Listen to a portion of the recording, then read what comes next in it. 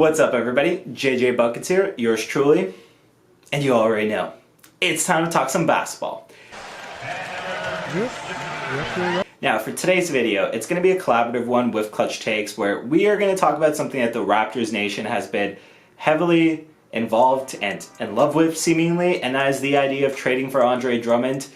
It's become a big enough topic at this point, obviously, especially surfacing in trade rumors recently, where it was worth the discussion, and I think it's a good one, but that's up to you, the viewer, to decide. So let's hop right into the video. JJ Buckets, you already know, here with Clutch Takes. Sup, guys?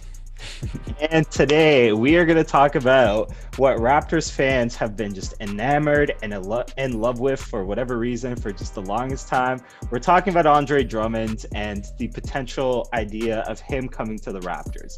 Now, for reference, why this is kind of surfacing now, earlier in the week, I believe, there were talks that the Raptors were exploring a trade for Andre Drummond, but I do want to make sure that we don't get too overhyped about this because Josh Lewenberg did tweet out that the talks were nothing more than exploratory for the Raptors. So take that what you will.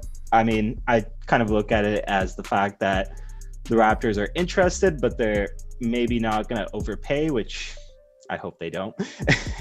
But yeah, I mean, Drummond is on the table, and obviously the center position, it's not a mystery. It's been a problem for the Raptors all season long. So let's talk about the idea of Andre Drummond on the Raptors. I feel like you have a more positive approach than I do, so I'm going to let you lead the way with this one.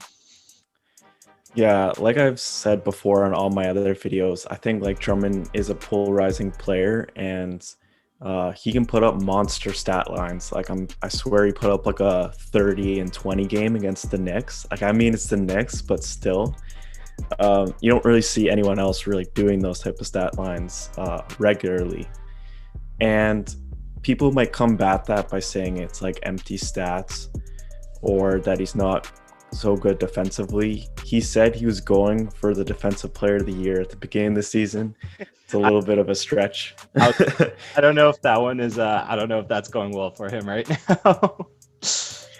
Yeah, and I think I definitely got to say that I don't like about him is we've seen him make a few Shackton plays. He's not an amazing passer, to be honest. And what interests me about the Raptors interested in Drummond is that we were interested in Drummond last year, if you remember. And that was when we still had Gasol and Ibaka. Obviously, we don't know everything behind the scenes, but this tells me like 2 years in a row that they're interested in Drummond. They like him and they see talent in him. And I'm not one to question Masai. And I feel like we've never really been a good rebounding team, even in our championship season. So this would definitely solve that and make us not play the small ball that we've been playing, although we've had success. And like you said, like, I don't know, the trade makes it really hard because he has a terrible contract. And the buyout market, he's probably just going to go to contenders. So I don't see the fit probably this year unless it's a 3-team trade. But I think free agency could be a possibility in the summer. You touched upon a lot of you touched upon a lot of things that I got my notes here. So do I. You touched upon a lot of things that I genuinely wanted to bring up and discuss. So first of all, let's start with the salary, right? Like right now, I think he's making like around like what, 25, 27 a year on his contract. And that is the biggest problem right off the bat with a potential Andre Drummond trade is how are you going to I like the idea of, it has to be a 3-team trade because I think it does have to be a 3-team trade if it gets done, because otherwise, what's the package that you're sending out? You're sending out what, like Norman Powell, Aaron Baines, now that his contract is movable, Stanley Johnson, and Patrick McCaw to get Drummond. Already off the bat, my initial kind of gut reaction or like my initial like instinctual reaction to that is I wouldn't give up Norman Powell for Andre Drummond. Like, with all due respect to Drummond, I think Powell is way more valuable of a player, not only just to the Raptors, but just in general in NBA circles. So, like, off the bat, I just kind of like, okay, so you're giving up Norm, which I don't like. Plus, you're giving up a rotational piece like Stanley Johnson and McCaw and Baines or whatever. I'm not high on Baines as I was before. I'm not as high on him as I was before the season when I actually did like him. But I don't like the trade off the bat, especially because it's you're losing too much. And the other thing to me is this kind of a Drummond trade strikes me as like a win now move, which I don't think the Raptors are in a position to do so. And I have Hey, we just beat the Bucks 2 times. no, that's not fair. We've always owned the Bucks. I don't think that'll ever change. uh, but yeah, it's just I can see how he addresses a need, but to extend off what I'm talking about, where I don't like the value of the trade, like straight up. First of all, if you're losing Norm and all you're bringing in is Drummond, I think there needs to be more. But then why would Cleveland give up more for what they're getting in this sense? Because even for Cleveland, like this trade straight up just would not make a lot of sense, because I would assume the Cavs want to get young prospects and they want to get draft assets, and they're not really getting any of that sort. And a trade straight up, if it's a 3-team trade, there's maybe more to talk about, but straight up, like, the package isn't really super exciting for them as well, despite the fact that they are, in my opinion, getting the better player in Norman Powell. But just past that, when it comes to Drummond and like him on the Raptors, I understand what everybody sees in him as a rebounder, and especially with the Raptors' weaknesses like you've talked about. I understand why that's appealing to a lot of Raptors fans, but to me, that is that's the only thing he does at an elite level on the court. And that's where my issue is, where I just think he's overhyped because he does one thing really well. And like, I'm not going to take away from that. He's a fantastic rebounder. You could honestly even make the case that he's an all-time rebounder, but past sure.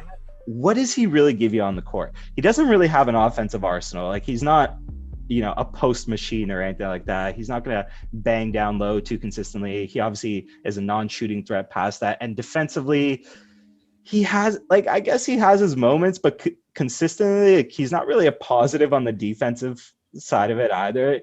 It's just me, like, great, you're getting a fantastic rebounder, but what else is he really doing to you? And to me, Andre Drummond has always just been an overhyped role player. I hate to say it, and like you said, he is polarizing, but I'm definitely on that end of the spectrum where I don't think Andre Drummond is as good as these occasional like 2020 games or whatever that he posts. I don't know. I would say I would give him a little bit more credit. I watched some like highlights before we did this video. Obviously, we're not like Cavs fans, so we don't religiously watch the games. So, and I mean, like, from what I've seen, like, I would say he is a good post scorer. Like, he has like the size and strength. He's filled out his frame. If we're getting Drummond, we're not getting a project. I feel like he might have a little bit more growth.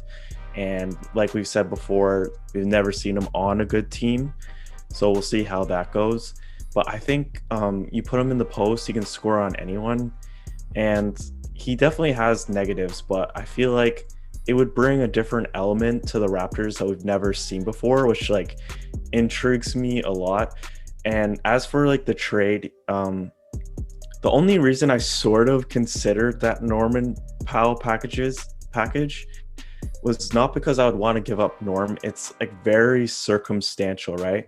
Because Norm is a pending free agent at the end of the year too. He has a player option. We can talk about what we think he is worth on the market. I don't know. I feel like he could get a bit more from a desperate team. So that's kind of up in the air too.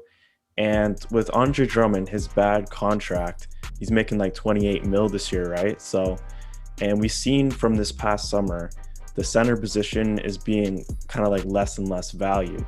Like we saw like Ibaka go to almost like the end and get like a 218 deal or 219. And you could argue like who's better, Ibaka or Drummond, right? Like Ibaka was a really great center for us. Oh, I don't think that's an argument. I think that's Ibaka. I think easily it's Serge. Yeah, so exactly. So like if we were to trade for Drummond, then I feel like you could get him on a pretty decently cheap deal around like 8 to 10 mil per season, which doesn't hurt your cap to go for that closer that we've always been talking about. I wanted to touch upon a couple of things that you said there. The first one is the whole argument of we've never really seen him on a good team. Doesn't that speak volumes in itself, though? The fact that Andre Mm. Drummond has never, been able to really raise the team around him with what he's doing. And like, I'm not going to go fully into the empty stats argument with Drummond, but like, if he's posting all these like big stat lines every now and then where it's like the 2020 games and stuff like that, like, Mhm. it's still not enough, to raise the guys around him and to raise the team around him. And obviously with the Raptors, nobody's expecting him to be a superstar, but I still think take it for what you will, but like, he's never been on a good team argument. Just I don't like it because I think it speaks as much to, like, yes, he's been in some bad situations, but I think it speaks as much to him as a player that he hasn't been able to at least get those teams to be decent if he's as good as some people make him out to be. And the other thing here is you talked about free agency and centers and everything like that. And Drummond's contract is obviously up at the end of the year. If you like him, if he doesn't get bought out, like let's say, and if you like him enough, why not pursue him in free agency? Like, Yeah, that's what I like. yeah, it's like he's on the 25 million contract now, or somewhere about those numbers, and it's just really awkward salary matching. What you're talking about is where in free agency, say he gets paid like 10 million or whatever. The Raps are going to have the cap space. That's not really an issue. They can throw the contract at him. And my other thing there is, if some other team is willing to overpay for Andre Drummond's services once again and throw him like a 20 million contract or something, let them. If I'm the Raptors, I'm not matching that price. No chance in hell. Yeah, exactly. Like, I feel like Drummond's got like portrayed, like it's not on him for like getting that contract. It's the dumb teams for giving him that contract. Like, if I was Andre Drummond, I'd take that money too, right? So he's obviously never been worth that. Like, teams like the Pistons and the Cavs, they kind of like, besides the LeBron James era, they kind of just take whatever they can get for like good players to stay. Like we saw when Gordon Hayward signed that 30 mil contract. It's looking decent now because he's playing at all-star level, but before that he was like a one-time all-star and we're like, whoa, he doesn't deserve that. But it's because Charlotte's a small market team. And so yeah, I feel like he's put at a higher pedestal because of that contract when he doesn't deserve it. So I think he can still help with winning. It's just like his contract doesn't appropriately assess his value. That's fair. As much as I kind of get, I get what you're trying to relate it to when it comes to the Gordon Hayward contract in terms of the small market teams and overpaying. Gordon Hayward, I don't think I'm alone in this, but in case I am, I'm still going to make the argument anyways. Gordon Hayward to me was always a better player than Andre Drummond. And oh yeah, for sure. And unlike Andre Drummond, kind of what I was talking about earlier, I think Gordon Hayward affects a lot of more facets on the court than Andre Drummond does, because I think Gordon Hayward, on top of his scoring, can play make. He's a decent defender. Honestly, he was just in a limited role, I guess, with the Celtics. Like, he originally arrived there and he was kind of expecting to be the co-star to Kyrie, and then he ended up playing fourth fiddle to Kemba Walker, to Jason Tatum, to Jaylen Brown. So I think with Hayward, they threw the absolute bag at him for Charlotte, but at the same time, Hayward, we know Hayward in a more expanded role is a good player. And it's a weird situation with Drummond, because you're obviously, if you're taking him on the Raptors, he's going to be probably your fourth or fifth option scoring on the court. So in that sense, I will, I guess, give the devil his due or whatever. Not that I'm calling Andre Drummond the devil or whatever, but I will give him his due. If that is the scenario where he is the last scoring option on the court, and you're specifically having him there to be a good role player, to rebound and hopefully get better as a defender, which the Raptors desperately could use some interior presence on the defensive end as much as they could on the glass and finishing in down low. But I don't like him at the value that he would be coming at in terms of trade. I think where I would draw kind of my line in the sand is, if you like him that much, gamble on the fact that he'll be there in free agency and try and get him there. But I just wouldn't pursue a trade, especially knowing some of the guys that you'd have to give up, like a Norman Powell. Potentially, I've heard Chris Boucher's name thrown around as well, and I wouldn't give up Boucher either, frankly. No. Yeah, just free agency, I'd be open to the idea. In terms of a trade for Drummond, the salary, like making the salaries work, is just too difficult. I know I've personally talked to you about it, but take a flyer on JaVale McGee. I actually do agree with you for that JaVale McGee thing. For some reason, he seems to have like the magic touch, sort of like how Danny Green. It's like winning just follows this man. Like, oh my God. Like, and he's like a decent player. Like, I feel like he's been on like the Warriors and the Cavs and the Lakers. Like, it's insane. But yeah, I feel like JaVale cops a lot of hate for just his Shaq moments. And people just overlook the fact that he's actually that's in the past now.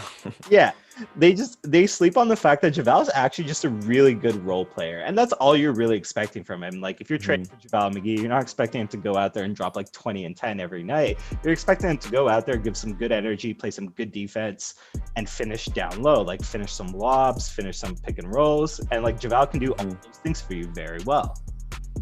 Yeah, I think he's like a nice, like, complementary piece. Just to tie this whole thing back, there's been some Raptors fans, I don't want to say it's a big portion, but some Raptors fans that have suggested moving Kyle in the Drummond trade, and just like, hell no.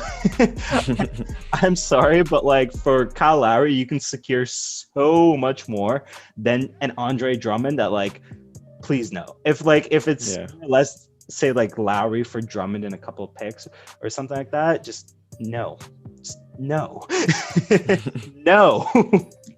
Like, so what do you folks think? Is Andre Drummond somebody that you want to see in a Raptors jersey? Obviously, me and Clutch have laid our takes out here. So comment below and let us know yours. If you like the content, obviously like the video, subscribe to the channel if you're new here. I greatly appreciate it whenever you folks do it.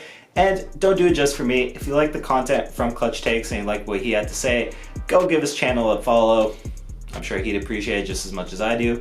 And yeah, other than that, folks, that is going to do it for me today. And I am out of here.